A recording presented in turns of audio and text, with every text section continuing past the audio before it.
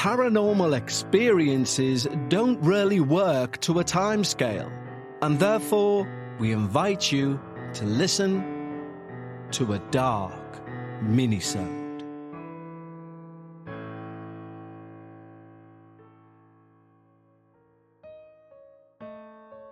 Hello everyone, and welcome to the first of our look at a more famous case for a minisode. It's indeed Halloween season, and this is us doing our bit, so to speak. These cases obviously have not been sent in by our listeners. They will still be the minisode of a Wednesday. But for these Monday minisodes, which our Patreons will receive on a Friday, these are the cases which may not have had enough light shone on them compared to your Amityvilles or your Enfield poltergeists. They're nonetheless recorded and documented historical paranormal cases. Plus, I think we all know the shows that don't normally focus on the paranormal will be looking all over things like Amityville, Enfield, the Black Monk of Pontefract, so it's good to step away from the more well-known cases and walk the less trodden path to discover those cases that are historically relevant and equally terrifying, but don't get the coverage they deserve. And if listening to these mini episodes about these more famous cases makes you take a deeper dive into the case, then all the better. Now, some of you may well know about this case from the 18th century in England. If not, take 15 minutes out of your day and join me to hear about the 7 demons of George Lukins. The village of Yatton in Somerset, England, surrounded by rolling hills and mist-shrouded moors, is everything you imagine when you picture an 18th century English village. However, Yatton is no London, and it was untouched by the tumultuous changes of the 18th century. Its cobblestone streets and thatch-roof houses only emphasise the simple rural way of life the villagers lived. Yet, in 1788, all this was due to change, because the tranquil, quiet hamlet became the epicentre of a chilling event that would blur the lines between the natural and the supernatural. The case of George Lukins. George was a familiar figure in Yatton. Born around 1743, he was a humble tailor, renowned for his meticulous attention to detail and craftsmanship. He was a devout churchgoer, and throughout the church he was known as having one of the most melodic voices in there. He would lead hymns during services, and allegedly they would stir the souls of the people who listened. But beneath this unassuming exterior, it would appear a darkness was brewing. One that would not only consume George, but the entire community of Yatton. The strange occurrences began rather subtly. George had taken part in a traditional Christmas mummers play. Some would even go on to say it was the very participation in this play that caused what would go on to happen. You see, the mummers play has some of its roots based in pagan beliefs. It was whilst George was acting his part in the mummers play that he states he was slapped across the face by an invisible hand, a sensation that left him clearly unsettled. Shortly thereafter, he began experiencing fits and seizures that would baffle all of the physicians in the area. A Dr. Smith of Rington and Dr. Langworthy of Bristol applied the medical treatment of the day: bloodletting, emetics and tonics. But nothing would alleviate his condition. Neighbours in the village whispered of eerie sounds emanating from George's modest cottage, which sat more or less hidden on the outskirts of the village. At night, villagers reported hearing hymns that were sung backward, in haunting tones. Children claimed to see shadows moving unnaturally behind his windows. and any animals in the area would grow restless near his home. This once amiable tailor became a recluse. His cheerful demeanour was replaced by a vacant stare. His melodic voice became unsettling mutterings. As the months turned into years, George's afflictions intensified. Witnesses described alarming behaviour. He would speak in voices that were not his, sometimes deep and guttural, others high-pitched and mocking, and other times he would talk in a language that was unknown to everyone present. Then there were his fits. His body would twist into grotesque positions, and he would exhibit strength that seemed beyond his own or any other human capability. He would utter profanities and mock any religious practices. The singing of hymns in reverse or reciting the Lord's Prayer backwards, obvious signs of trying to mock the Christian community that he was once proudly part of. He also developed an aversion to sacred objects. George would react violently to the presence of Bibles, crucifixes, any holy items. And because of these things, the murmurs amongst the clergy were of demonic influences. As clergy of surrounding villages heard more and more of the case, they contacted the local Reverend Smith. The priest decided to try and calm the situation. He tried to reassure his fellow clergymen that George was indeed a holy man. He just lost his way a touch, so he would go and pay him a visit. So that night, Reverend Smith goes and knocks on George's door, only to be met with a very hostile George. With a scowl on his face and vacant eyes, he looked at the priest and hissed, "The 7 are here." Reports vary on the very short conversation that ensued, but in some reports, the priest asks who the 7 are, and he's met with the answer, "We are Legion."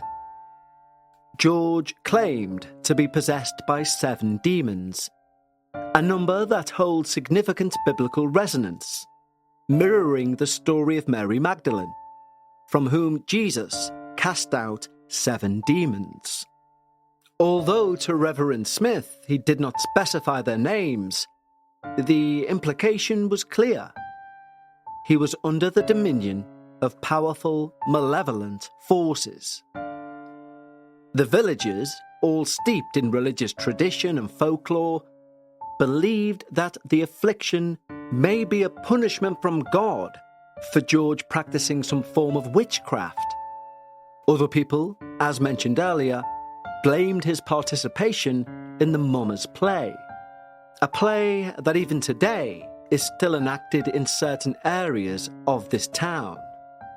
And so, with the bloodletting and other medical science of the day failing to provide any answers, the community were desperate for spiritual intervention. Reverend Joseph Easterbrook, the vicar of Temple Church in Bristol, heard of the plight of George and agreed to meet him. Upon witnessing George's condition firsthand, Easterbrook was convinced he required an exorcism. Reverend Easterbrook, in a rare for the time cross-faith interaction, consulted with Methodist ministers who were known for their experience with spiritual maladies. This included Reverend John Wesley, the founder of Methodism. Although Wesley himself didn't participate, his teachings influenced the approach that was taken, and on June the 13th, 1788, at Temple Church, a group consisting of ministers from both the Anglican and Methodist churches gathered together to begin the exorcism of George Lukins. There were a total of 7 ministers, 1 for each of the alleged demons that dwelt within. Today's episode is sponsored by Acorns. Acorns make it easy to start automatically saving and investing for you, for your kids, and your retirement. If you're anything like me, you would have believed you need a degree or you need some expert knowledge and a load of money before you invest, but it's just not true. You don't need a lot of money or expertise to invest with Acorns. In fact, you can get started with your spare change. Acorns recommends an expert-built portfolio that fits you and your money goals. They then automatically invest your money for you. And now Acorns is putting their money into your future. Open an Acorns Later IRA and get up to a 3% match on new contributions. And that's extra money for your retirement. Acorns has allowed me to look back at my past at times when I've thought, investment isn't for people like me. And although now I'm a huge fan of Acorns, I just wish they existed 25 years ago when I first started earning money. Because by having the wrong perception that investment isn't for people like me, I've not given my money the chance to grow. But that's something, even at this point in life, I'm going to make right. So why don't you head over to acorns.com/darkparanormal or download the Acorns app to start saving and investing for your future today. Paid non-client endorsements. Compensation provides incentive to positively promote Acorns. Investment involves risk. Acorns Advisors LLC, an SEC registered investment advisor. View important disclosures at acorns.com/darkparanormal. Today's episode is sponsored by Acorns. Acorns make it easy to start automatically saving and investing for you, for your kids, your retirement. You're probably thinking, I need surplus money to invest, but you don't need a lot of money nor expertise to invest with Acorns. In fact, you can get started with just your spare change. Acorns recommends an expert-built portfolio that fits you and your money goals, then automatically invests your money for you. And right now, Acorns is putting their money into your future. Open an Acorns Later IRA and get up to a 3% match on new contributions. That's extra money for your retirement. If you're anything like me, you always thought investing's what other people do. Other people who know what they're doing. Well, that's where Acorns come in. They do know what they're doing on your behalf. And they're also putting their money where their mouth is, because as mentioned earlier, open an Acorns Later IRA and you'll get up to a 3% match on new contributions. So head to acorns.com/darkparanormal or download the Acorns app to start saving and investing for your future today. Paid non-client testimonial. Compensation provides incentive to positively promote Acorns. Investing involves risk. Acorn Advisors LLC, an SEC registered investment advisor. View important disclosures at acorn.com/darkparanormal. The exorcism was conducted in a private chamber to avoid public spectacle. As the ministers commenced with prayers and hymns, George's demeanour shifted dramatically. He entered a trance-like state, and then his body convulsed violently.